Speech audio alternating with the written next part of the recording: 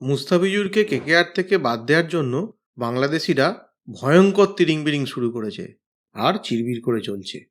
তারা এতটাই রেগে গেছে, পারলে তারা এক্ষুনি ভারত আক্রমণ করে দেয়।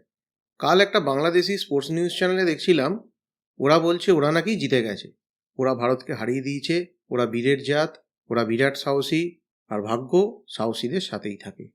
বাংলাদেশ স্পোর্টস নিউজ চ্যানেলের এসব কথা শুনে প্রথমে চমকে গেছিলাম। তাই সমস্ত Indian news channel, international news channel সব খুঁজে দেখলাম যে এরকম কোনো নিউজ আছে কি না, কিন্তু এরকম কোনো নিউজ খুঁজেই পেলাম না যে কোথায় বাংলাদেশিরা বীরত্ব এবং সাহসিকতা দেখালো আর কার বিরুদ্ধেই বাংলাদেশ কাল যুদ্ধ করলো। তারপর বুঝলাম ওরা নাকি আইসিসিকে আবেদন করেছিল যে ইন্ডিয়াতে ওরা সিকিউরিটি রিজনে ওয়ার্ল্ড কাপ খেলতে রাজি নয়, তাই ওদের ভেন্যুটা চেঞ্জ করে শ্রীলঙ্কায় ট্রান্সফার করা হোক। আর আইসিসি নাকি তাদের আবেদন অ্যাকসেপ্ট করেছে। এটাই নাকি ওদের নৈতিক জয় হয়েছে, ওরা নাকি ভারতকে এখানে হারিয়ে দিয়েছে। তারপর শুনলাম আসিফ নজরুল তো নাকি একটা টুইটেই ভারতকে শেষ করে দিয়েছে। পারলে এদের স্পোর্টস নিউজ চ্যানেলগুলো একবার দেখুন, বেশ মজা পাবেন। এই দেখুন, এদের স্পোর্টস নিউজ চ্যানেলে আমাদের প্রধানমন্ত্রী নরেন্দ্র মোদীকে দেখা যাচ্ছে, আবার তার সাথে অমিত শাহ রয়েছে। আরে এখানে তো আবার শুভেন্দুদাকে দেখছি। ওই দেখুন শুভেন্দুদা, আর শুভেন্দুদার মাথার পেছনে আমাদের পিসির বাংলার ব।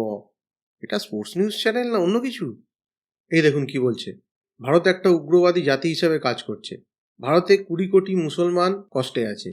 এই দেখুন, ভারতকে ভাতে মারতে যে প্ল্যান দিল সাবেক যুব ক্রীড়া উপদেষ্টা।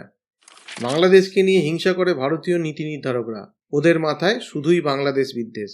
ভাই, বাংলাদেশের কি আছে জানিয়ে ভারত বাংলাদেশকে হিংসা করবে? আবার বলছে মার্চে পশ্চিমবঙ্গে বিধানসভা নির্বাচন, মুস্তাফিজ ইস্যুতে এ কোন খেলা খেলছে শাসক দল, নাও সামলাও। এগুলো স্পোর্টস নিউজ? এটা হচ্ছে 71 টিভির খেলা যোগ।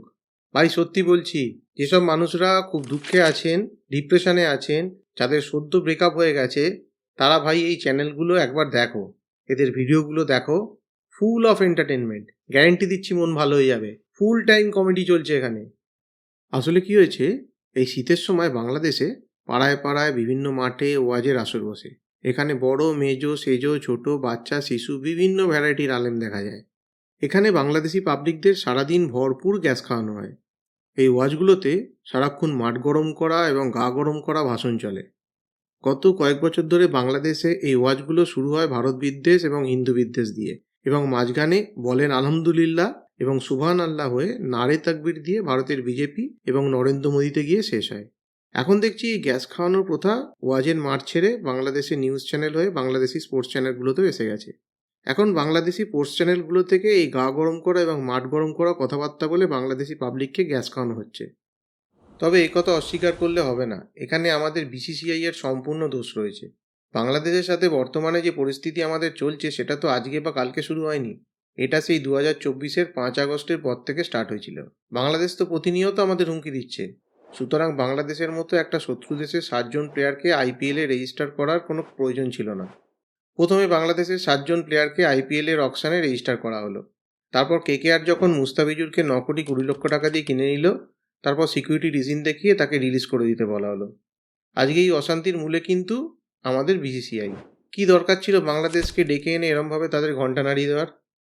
বাংলাদেশের উচিত ছিল যখন ভারত আইপিএলের অকশনে বাংলাদেশের 7 জন প্লেয়ারকে রেজিস্টার করেছিল, সঙ্গে সঙ্গে তার প্রতিবাদ জানানো। বাংলাদেশের তখনই বলা উচিত ছিল তারা তাদের প্লেয়ারদের ভারতের মতো শত্রু দেশের মাটিতে ক্রিকেট খেলতে দেবে না। ভারতে তাদের প্লেয়াররা খেলবেও না, আর ভারতের দেয়া টাকা তাদের প্লেয়াররা গ্রহণও করবে না।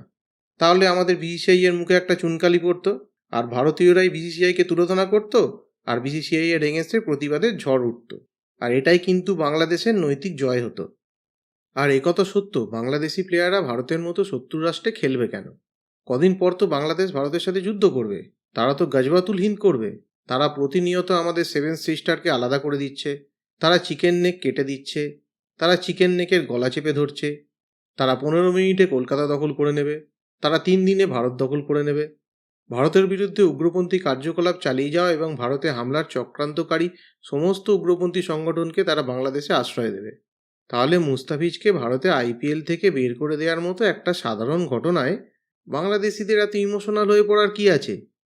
আজকে বাংলাদেশে ভারত বিদ্বেষ এবং ভারতে বাংলাদেশ বিদ্বেষ, এটা পাবলিক টু পাবলিক ছড়িয়ে পড়ছে। গত কয়েক বছর আগেও ভারতের পাবলিকের মধ্যে বাংলাদেশ বিদ্বেষ এই ব্যাপারটা কিছুই ছিল না, কিন্তু বর্তমানে বাংলাদেশের বিভিন্ন কার্যকলাপ এবং বাংলাদেশ থেকে প্রতিনিয়ত বিভিন্ন ভারত বিদ্বেষী মন্তব্যের জন্য ভারতের পাবলিকের মধ্যে একটা ভয়ঙ্কর মাত্রায় বাংলাদেশ বিদ্বেষী মনোভাব তৈরি হয়েছে। আর এরকম পাগলা লোক যেমন বাংলাদেশে আছে, তেমন ভারতেও এর সংখ্যা কিছু কম না, বাংলাদেশ থেকে কয়েক গুণ বেশি আছে। আর বাংলাদেশিরা প্রতিনিয়ত ভারত সম্পর্কে খারাপ মন্তব্য করে এবং ভারতকে থ্রেট দিয়ে তাদেরকে খেপিয়ে তুলছে। পরিস্থিতি কিন্তু খুব খারাপ দিকে এগোচ্ছে।